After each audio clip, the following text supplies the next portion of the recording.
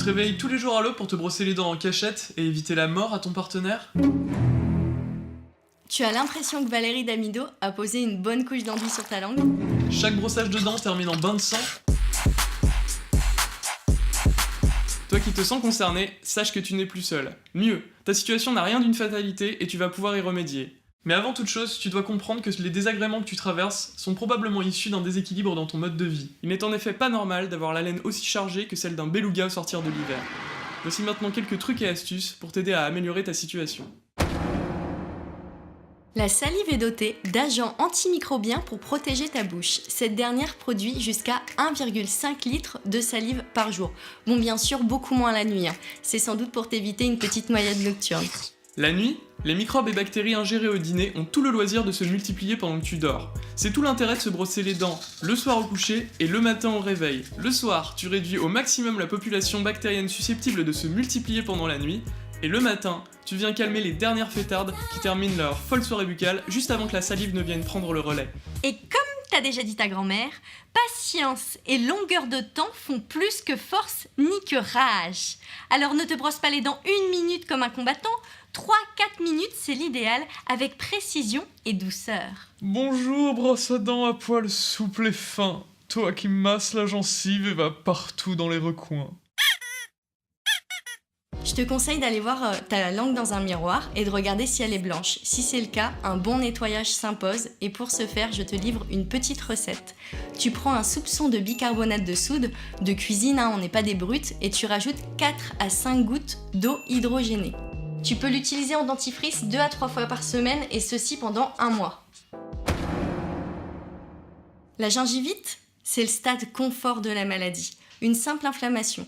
Souvent, c'est dû à des bactéries et des sucres minéralisés qui vont se fixer sur ta plaque dentaire. Le tartre, pour les intimes. Alors oui, la salive, elle est là pour t'aider et protéger l'émail des dents, mais parfois elle fait un tout petit peu trop son travail.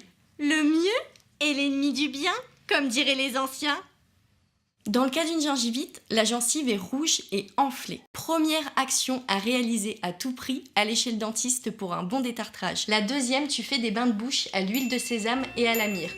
Tu soupçonnes même pas le bonheur procuré par la caresse d'une huile végétale sur une gencive négligée. Et tu verras, c'est très efficace. C'est anti-infectieux, ça va apaiser l'inflammation et en plus ça va t'aider à soutenir la restructuration des tissus gingivaux. Et on n'avale pas son bain d'huile chargé de toxines. Quand on parle de parodontite ou de parodontite aiguë, là clairement, c'est plus le même débat. Les tissus qui supportent ta dent peuvent être gravement endommagés. Pas de chichi, tu fonces chez ton dentiste prendre un rendez-vous, il saura mieux que moi adopter la bonne marche à suivre. Tout le monde l'a déjà vécu au moins une fois, cette sensation désagréable. La langue passe dessus 50 fois par jour, on n'arrête pas de se mordre la joue. Une petite gêne dans la bouche qui va vite tourner au cauchemar. L'afte est un micro-ulcère de la muqueuse buccale, des lésions ou des plaies en soi. Et qui dit ulcère dit très souvent stress, fatigue ou surmenage. Tu m'as bien entendu, toi l'hyperactif. Il va falloir mettre la pédale douce. Ce que tu peux faire, c'est chercher les facteurs de l'inflammation. Alcool, café, fruits acides et autres cactus en salade. Tu vas aussi mettre ton costume de détective pour aller chercher les carences et les allergies. Dans le top 3 des trucs qui causent le plus souvent des aftes, on retrouve la carence en vitamine B12. Malheureusement pour nous, cette vitamine est très peu présente dans les produits végétaux. Elle est beaucoup plus présente dans les viandes et fromages. Pour toi, mon barbare carnivore, rien ne sert d'enrouler ton steak de viande d'une bonne tranche de lard.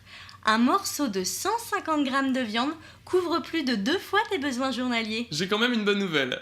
Selon certaines sources, on retrouve une très grande concentration de vitamine B12 dans l'humus, tu m'as bien entendu, dans la première couche du sol. Pour toi, protecteur des animaux et adepte du véganisme, il va être temps d'ajouter de la terre à ton menu.